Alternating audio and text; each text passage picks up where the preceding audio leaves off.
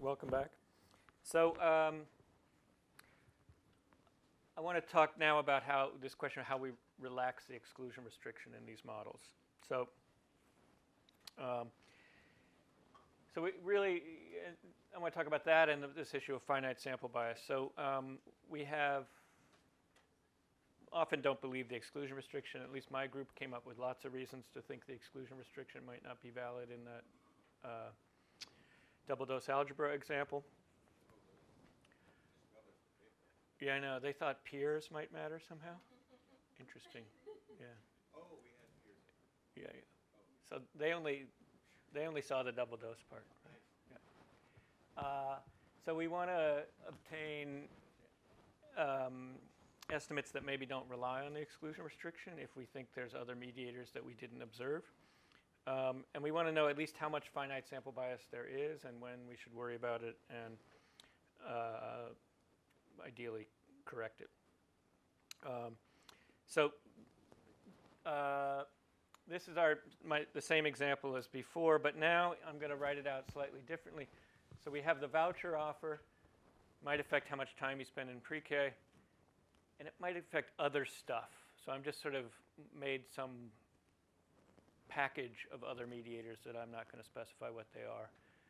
And the question is, can we estimate, say, the effect of time in pre-K if we don't observe all the other stuff that we think might be mediating it? That is, if we think there's some other pathway, which is to say if we think the exclusion restriction isn't valid. So can we estimate delta 1, for example, when we don't observe M2, or we think there's some unobserved pathway here? So that's really the challenge when we have the unobserved pathway. So here's the logic. Again, we're going to imagine we conduct the experiment in lots of sites. We estimate beta sub s, the intent to treat effect in every site. And we estimate gamma 1s, that's the effect on mediator 1 in every site, because we can do that because of randomization. And so if we assume the exclusion restriction, we would have this model, right? We know that, but we don't believe the exclusion restriction, say. If the exclusion restriction was met, the data would look something like this, we hope, right? We would have gammas that vary, intent to treat effects that vary, and they should fall on a straight line that goes through the intercept. It's going through the intercept that is a function of the exclusion restriction, right?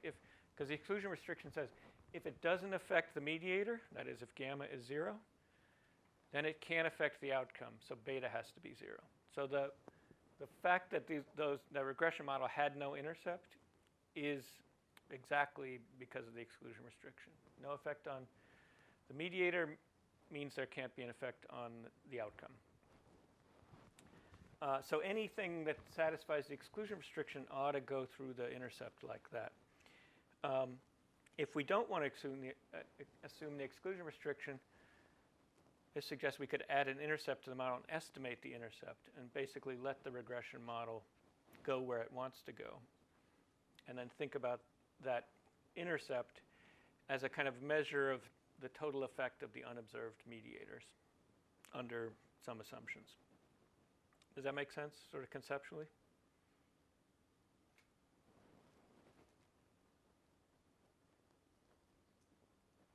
Okay. So I'm not going to go through the derivation, but if we did the derivation, we would end up with a very similar set of assumptions as we had before. We'd have this same set, SUTFA, these person-specific linearity assumptions. We'd have parallel mediators if there were multiple mediators. We wouldn't have the exclusion restriction, so that was assumption 5, or 4 or something. Anyway, it's gone. And then we have these no within-site compliance effect covariance, ignorable treatment science, sufficient rank, no cross-site covariance between the mediators and the gammas. And then we would have this new 9th assumption, which is, we can say it 2 different ways. One is if we think each site has its own direct effect, we'll call that like lambda sub s, then that lambda sub s can't be correlated with the gamma sub s's. That's one way to say the assumption. the other sort of more familiar way to say it is say there's no omitted mediator that's correlated with the observed mediator. So think of this as a regression model. We want to estimate delta 1. We have an estimate of this thing. We have an estimate of that thing. The error term is going to sort of contain all the other mediating pathways. And we can't have the error term correlated with the gammas. And so we can't have an omitted mediator that's correlated with the gammas. Same reason in OLS, you don't want an omitted variable that's correlated with your regressor. Now we don't want an omitted mediator. And that is a mediator, the effect of the treatment on which is correlated with the effect of the treatment on the mediator of interest or mediators of interest, right? So if we could observe the other mediators, we wouldn't want their gammas correlated with the gammas of the mediators we can observe. Does that make sense? Now, it's important to notice we didn't need that kind of assumption before. We never made an assumption in the first models that the gammas were uncorrelated. The gammas can be correlated with each other when you have the exclusion restriction, right? The gammas can't be correlated with the deltas, but the gammas can be correlated with each other till the cows come home, right? It doesn't really matter. They can't be perfectly correlated because then we have an independence problem, but they can be as highly correlated as they want without being perfectly correlated, and there's no bias in the model with the exclusion restriction. But once we put the exclusion restriction, once we relax that, we're sort of imagining there's some other mediators. And those mediators, the compliance with those mediators or the treatment effect on those mediators can't be correlated with the compliances of the observed mediators of interest. Otherwise, we'll have bias. Try restating that ever so slightly. Yes, you may. It almost felt to me like there was something better about the exclusion restriction. The exclusion, let me see if this is right. The exclusion restriction says there are no other, period, correlated or not. Okay? So if you allow yourself to say, well, maybe there are some other paths, but they're not correlated across sites with this mediator. We put the intercept in and you control for them, which is better than not controlling for anything at all and giving all of all of the effect of treatment to the one and only mediator or the two mediators you've got in there without an intercept. So this is a step toward eliminating some potential other paths, but not every single possibility. I think it feels better that way. Yeah, so I think that's exactly right. But suppose you have two observed mediators, but you're really only interested in the delta on one of them. The other one is sort of incidental to your interest. And you assume the exclusion restriction holds. So those are the only two mediators. You could fit the model with both mediators in it, and those gammas could be correlated with each other, and it would cause no problems for bias, and you'd get the right estimate of the delta on the thing you cared about, and for that matter, the delta on the other thing, but you don't care about it, right? And now suppose you said, yeah, but I only care about the delta on this one thing, and I have a degrees of freedom problem. I'd rather just estimate it with one thing in it. Let me just put in an intercept in the model, right? So I don't have to estimate two deltas. I don't care about this. Will I get the right answer? And the answer is no, because the gammas on the other mediator are correlated with the gammas on the mediator of interest, and you left it out. And so it's a sort of confounding mediator that's not in your model. In that case, you're better off with it in. So if the sort of choice is use only the one mediator you care about and just dump everything else into the intercept, or include the other observed mediators because you have them all and then fit the model with the exclusion restriction, you're safer putting them all in explicitly because then you don't have to worry about the correlations of the gammas. But if the question is, well, there might be other things I didn't observe, should I include an intercept to take care of them? Well, you're probably better off including it than not including it, but it might not solve your problems if the unobserved things are correlated with your mediators, right? So there's sort of three things. I was sort of saying one thing's better than another. You're saying the other thing. I think we agree. Chris? If you have, let's say,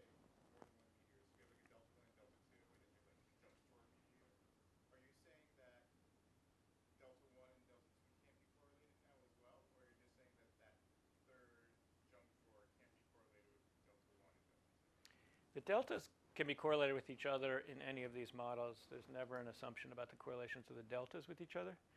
What I'm saying is the gammas. So I meant the gammas, right? Okay. So I'm saying, so you have a delta 1 and delta 2. So you have like You have gamma 1 and gamma 2 and a what do you call it, a junk drawer? drawer gamma. A junk drawer gamma? Okay. So can delta 1 and gamma 1 and gamma 2 be correlated? Yes. It's that Each can't be they can't be correlated with the unobserved thing. Yeah.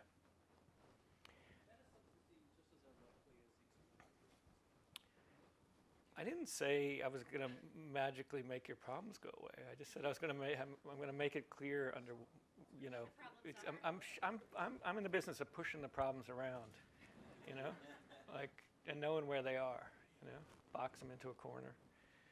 I don't like that corner, I'll move them over here. Yeah.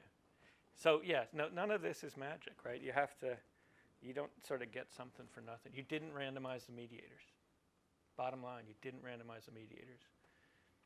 So we were having a conversation earlier about this kind of looks like structural equation modeling, like right, you draw some boxes and put some arrows between them. And so the key difference between this and that is that those kind of path analysis models, structural equation models, typically function on the observed things. So the variables in those things are the x's themselves and the y's themselves, or the mediators themselves, whatever. And there's no exogenous variation in those things. And so you end up just doing a complicated regression on a bunch of observed stuff, and all your worries about selection are inside, you know, they're there.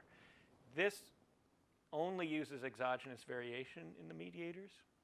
It only uses the part of the mediator variation that's induced by random assignment. And therefore, it's purged of potentially a big part of the selection bias you're worried about, but not all of it necessarily, because you still didn't randomly assign the mediators, and you didn't randomly assign people to sites and things like that, right? So you're getting rid of something that's a common problem in mediation analysis, which is that you're usually just working with the m's and the y's, or the x's and the y's. Now you're working with the effects on the m's and the effects on the y's, so you've gotten a chunk of the problem out of the way. That's at the heart of what's the advantage of this over a kind of standard kind of observational data kind of mediation analysis.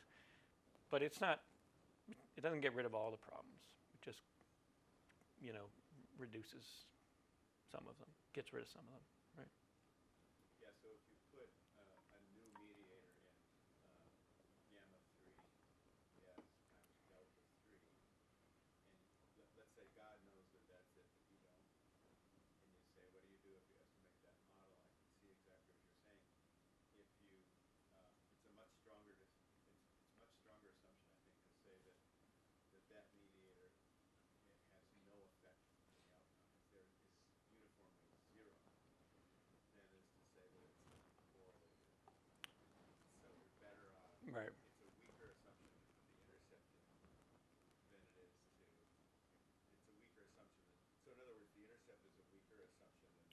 I think that's right. I think in lots of cases it makes sense to think of it as. You're not really just pushing things around. There's actually one assumption that looks up. You do think there's a. If you think there is another mediator, Right. it's actually a weaker assumption. Yeah. Eliminating part of the omitted mediator from the model. Because you've still got the effect of, at least the effect of that mediator is the intercept. But you're assuming it's uncorrelated. Right. So, but there is a cost to doing this, and the cost is you added a parameter to your model, so you sort of use up a degree of freedom. You might think, oh, 1 degree of freedom doesn't matter much. Imagine I have 50 sites, so what's 1 degree of freedom? But what you have in the exclusion restriction models, you nailed the regression line to the origin, right? And so all it can do is move its slope around. Now you've let go of the origin, and it can sort of move all over the place. And so the sampling variability of the estimate is potentially substantially more because you didn't nail down one end of it in the way that you do with the exclusion restriction. So It is a weaker assumption, but it's also, I think, in most cases, a substantially less precise estimator.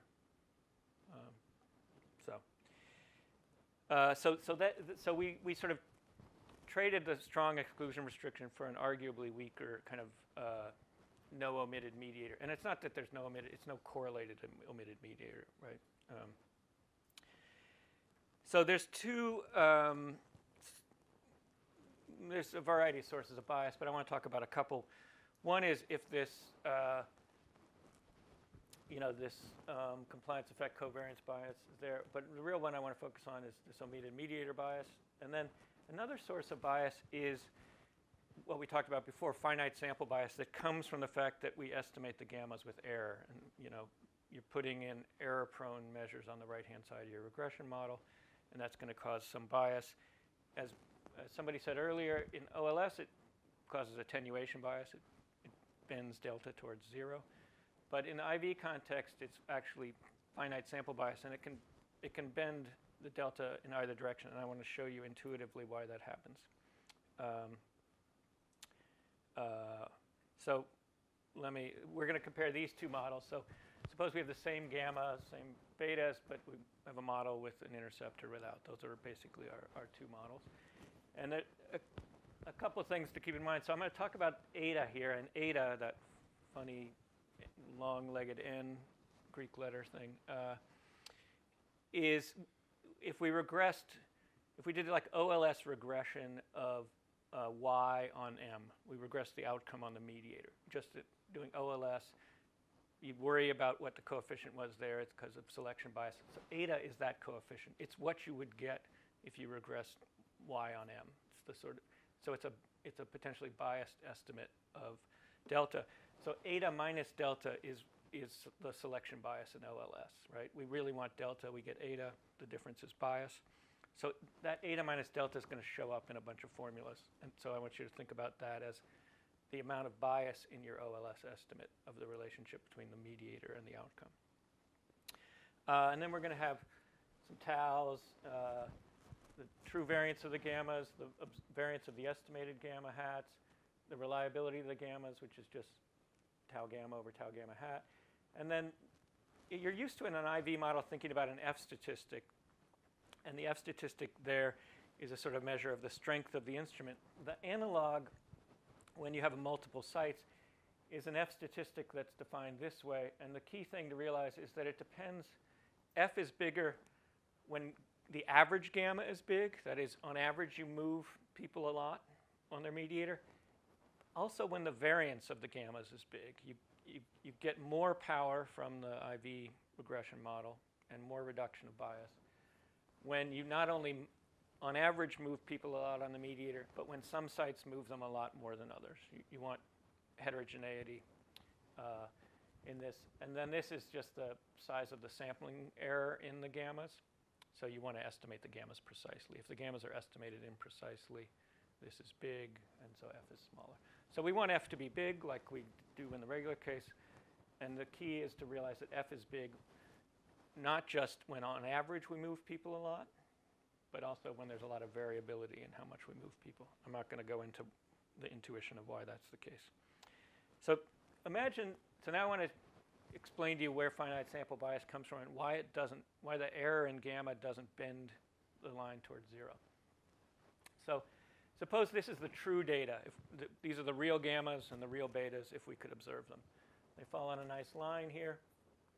The intercept is not 0, right? So even in places where we didn't affect gamma, there's something else going on that's affecting the betas. So that's the true data. We would like to estimate that regression line, but remember we only get estimates of the gammas and the betas. We don't get the true values. So let's suppose we look at this one particular little site here. I think that's the one we're going to look at. And suppose we try to estimate its gamma and its beta lots and lots of times. We draw samples, we randomize, we estimate beta and gamma in that site over and over and over again. So sometimes we're going to overestimate gamma. We're going to get gamma hat that's too big. Sometimes we're going to get gamma hat that's too small. Sometimes we're going to get beta hat that's too big. Sometimes beta hat's too small. But the key is that they'll be correlated with each other.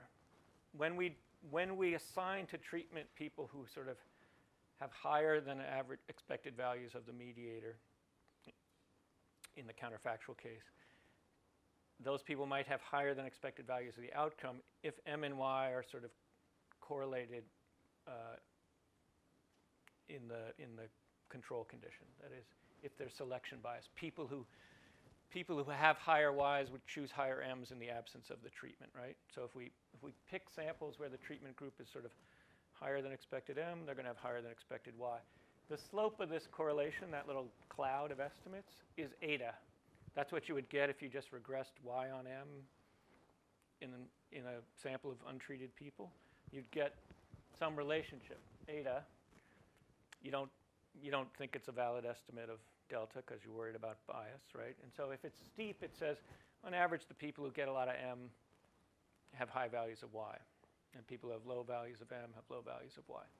And what that means is that if we did this over and over and estimated gamma and beta from the same sample, the cloud of estimates would be correlated like this. Does that make sense to you? So each of those little blue dots is sort of imagining if we ran this experiment in that site over and over again. We drew a sample, we randomized, we waited. Just the control group, if you pull the control group over and over again. No, this is if we ran the experiment and estimated gamma over and over again, and beta. So because each of this is an estimate of gamma and beta. That's an estimate of gamma and beta. So we're running the experiment repeatedly in that site. We're imagining that we did that. And obviously, there's sampling variability, and so we get higher and lower values. But the key is that those values are correlated with each other. It's not like a blob. If the error in gamma were uncorrelated with the error in beta, this would just be a cloud, and the regression line through it would be flat. But since they're correlated, the regression line has some non-zero slope. Another way to say that is when you overestimate gamma and overestimate. Right, assuming that Y and M are positively correlated in the real world under selection bias sort of thing. So, does that make sense? So suppose now in reality we're going to do that in every site. So imagine that if we ran this experiment over and over and over in every site, the cloud of estimates in each site would look like this. And so the cloud of sort of possible realizations of the gammas that we observe will sort of be drawn from that kind of cloud. And so what's the regression line we get going to look like relative to the true red line there?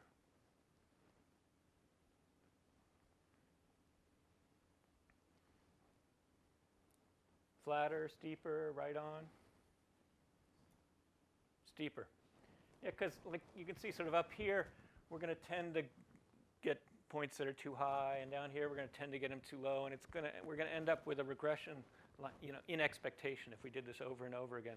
The average red line we get would be sort of steeper than it should be because we're going to tend to get betas and gammas that are sort of higher on this end than they should be and lower than they should be over there, right?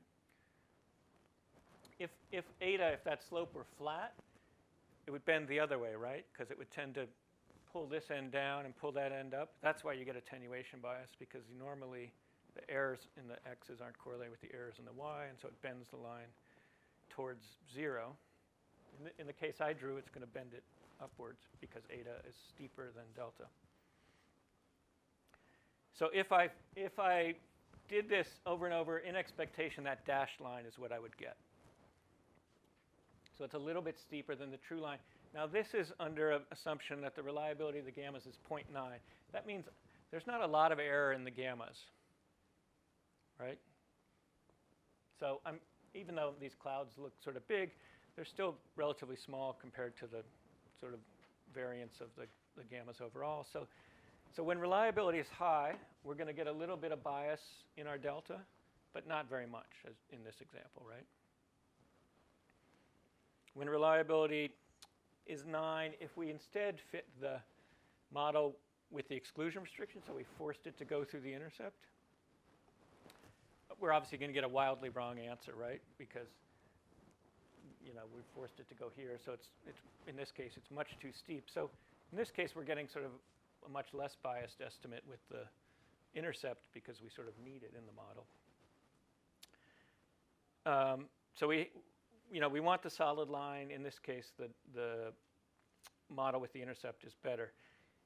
And if we write out an expression for the bias, I'm not going to derive this for you, but the expected value of the delta hat that we get from this model is the true delta plus a lot of ugly stuff. There's these 4 bias terms. So look at this first one. It's eta minus delta. Remember, that's the OLS bias. It's the difference between what you would get from OLS and what you would get, what the true value is, divided by F. So that says there's one source of bias that's due to the fact that OLS is biased. If OLS was not biased, that term is 0.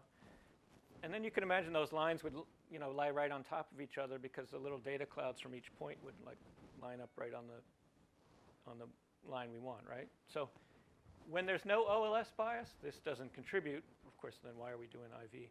But when there's OLS bias, it's going to be scaled by 1 over F, right? So if the F statistic is big, we're going to eliminate a lot of the OLS bias by doing this.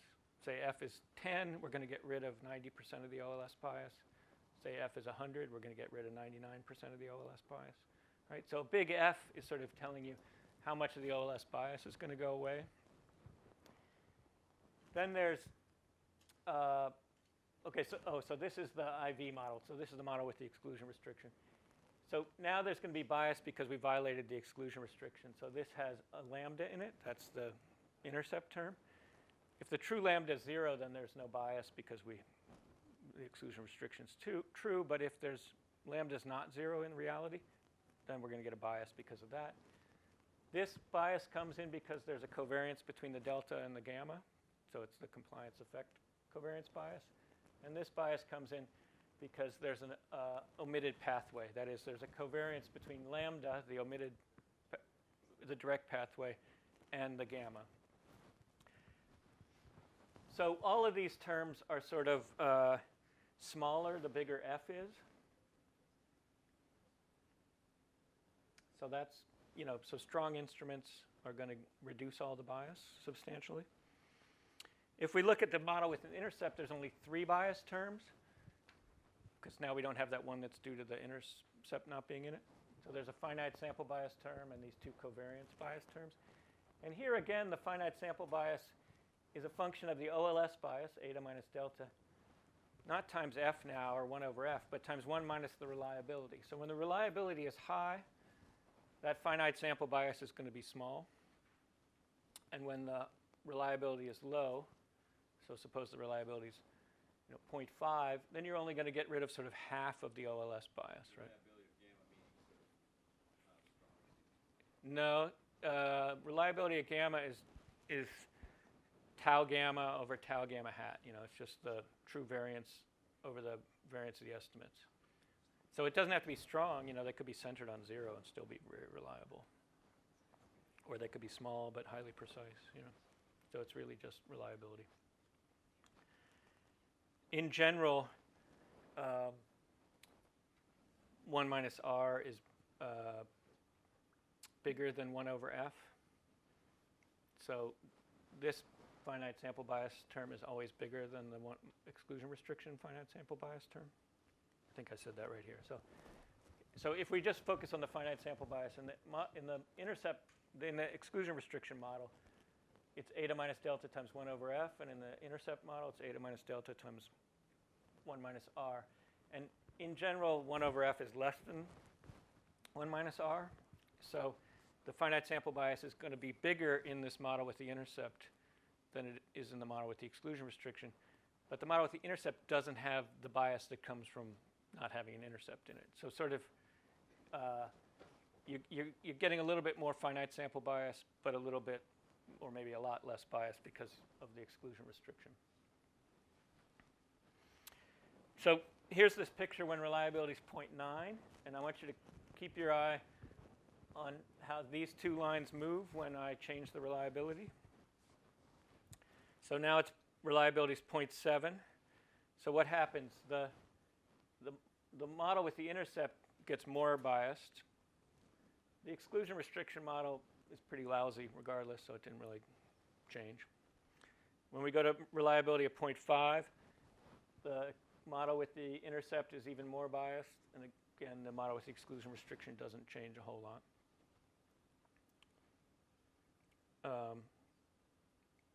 I think we already saw this. Oh, now, so this is one, now it's going through the intercept. So where there's no intercept, if we go to 0.5, you can see this line here is the model with the exclusion restriction. It does, it's very unbiased, but slightly biased. And the model with an intercept gets sort of worse. So when the exclusion restriction is valid, you're better off assuming it, right? But if you're not sure if it's valid, you have to go the other route. And then you're sort of more susceptible to finite sample bias, but not as susceptible to the bias due to the exclusion restriction. So it's a little bit of a kind of a trade-off of which, pick your poison sort of a thing. Then there's, those are all about, there's multiple sources of bias, but then there's a variance. So if you really want to minimize the mean squared error, then obviously it gets a little bit complicated. So if I have time, I'll show you at the end the mean squared error stuff for this. But so right now I'm just focused on the bias. Sure. But yeah, no, exactly. The sampling variability of the model with the intercept is bigger. So even if its bias is less in some cases, you might be worse off. Here's a case where the true delta is 0. And obviously the model, but the intercept is not 0. So here the exclusion restriction model is kind of terrible. But the model, and this is kind of like the example, Howard, you had of when you were showing me those results from small schools where you were getting those really big deltas when the data looked like this, because you had the exclusion restriction, I hope. Yes. You remember? Yeah. So then as the reliability gets worse, the model with the intercept gets worse, but it's not as bad as the model without the intercept in this case, because you really sort of need the intercept. So this is all just pictures to give you a sort of sense of intuition of kind of what, the fact that you have to estimate these gammas and betas means, and that there's OLS bias, means that you're not in expectation going to necessarily get the true regression line. You're going to get something biased. And the bias is going to sort of depend on whether you have the intercept in the model or not, and whether you need the intercept in the model or not, and the reliability of the gammas. So the last thing that I'll say, and then we'll do the last exercise, is this. So remember, if the covariance terms are 0, this is the expected value of our estimator with the intercept. That is, it's the true delta plus this bias term. And so one thing you might notice here is, well, we can estimate eta, because we can just do OLS regression. That turns out to be easy. And we can estimate the reliability. And so if we rewrite that expression by putting the true delta on this side and everything else on this side, and then we estimate eta and the reliability, we might be able to get a sort of a debiased estimator of delta that corrects for the fact that there's imperfect reliability and OLS bias.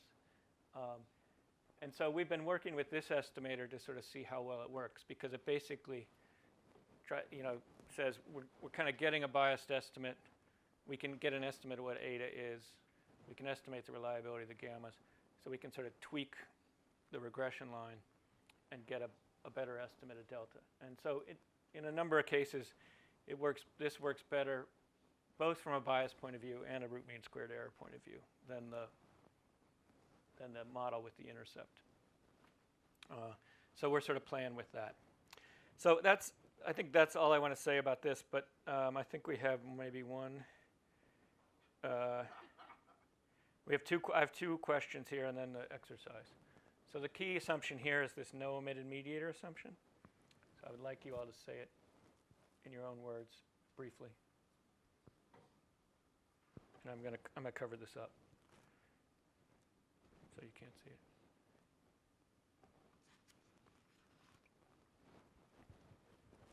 Are we on time? We're almost done.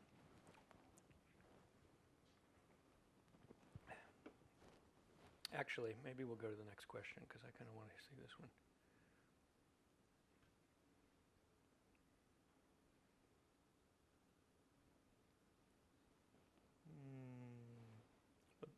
All right, I'm going to give you a second to do this one. But I'm going to hide it.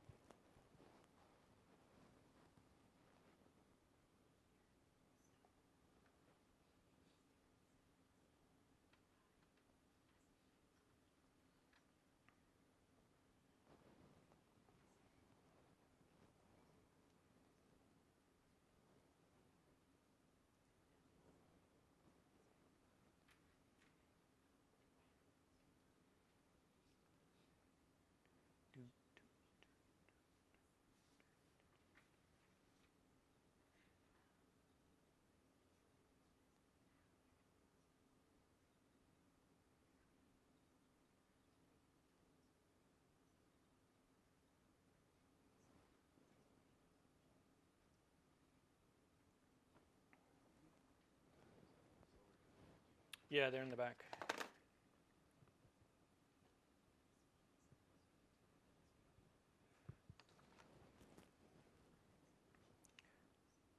All right, let's see what we got here.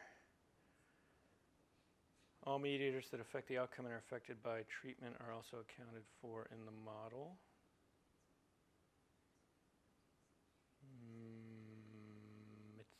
It's missing the correlation part. Assignment does not affect the outcome without also affecting at least one of the pathways in the model.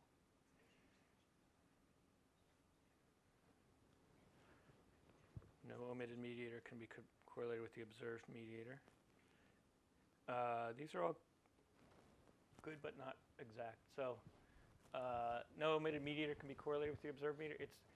It's the effect of the treatment on no omitted mediator can be correlated with the effect of the treatment on any observed mediator. Remember, because these are the gammas, not the m's. Where am I here, right? You have comprehensively included all the effects that assignment has that could in turn affect all the outcome. So you could have not included things. You just want to make sure you've included everything that's correlated with the mediators whose effects you've included in the models. So you don't have to include every mediator, just like in a regression model. You don't have to include everything in the universe that is related. What is the exclusion restriction? Yeah, I think It's a little stronger. it's stronger than you need because you don't need to include everything. You need to include the things that the effects of the treatment on which are correlated with the effects on the mediators you have in the model. So it's the gammas of the omitted mediators can't be correlated with the gammas of the included mediators. All right, I'd like you to do one more thing before we go. So if you look at the part 2 of this exercise.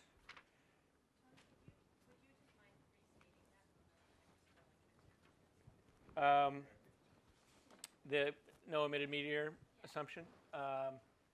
Yes, so it says that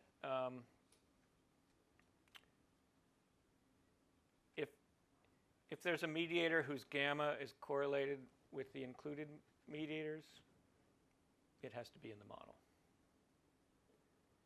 It's the no omitted mediators with whose gammas are correlated with the gammas of the mediators of interest.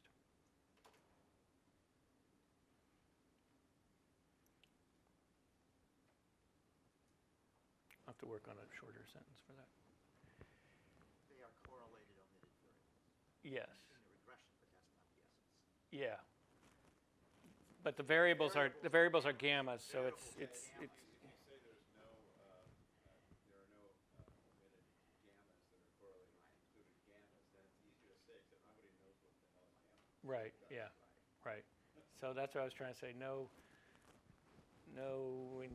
excluded mediators whose effects are, or the effects of which on. So anyway. You can't define gamma in the same sentence. Right. Right. All right. So we have like 10 minutes. So if you would just, if you look at part 2 of the little exercise, and in particular, look at the regression table and think about question 3 on that, and maybe chat with your neighbors or a small group of friendly people. So this is the double dose study, but now there's a second potential mediator, and this is the peer composition. It's the average 8th grade achievement of the students in your classroom. Is hypothesized by the authors of this excellent study to be a potential mediator of assignment to double dose, or being below the cut score or something.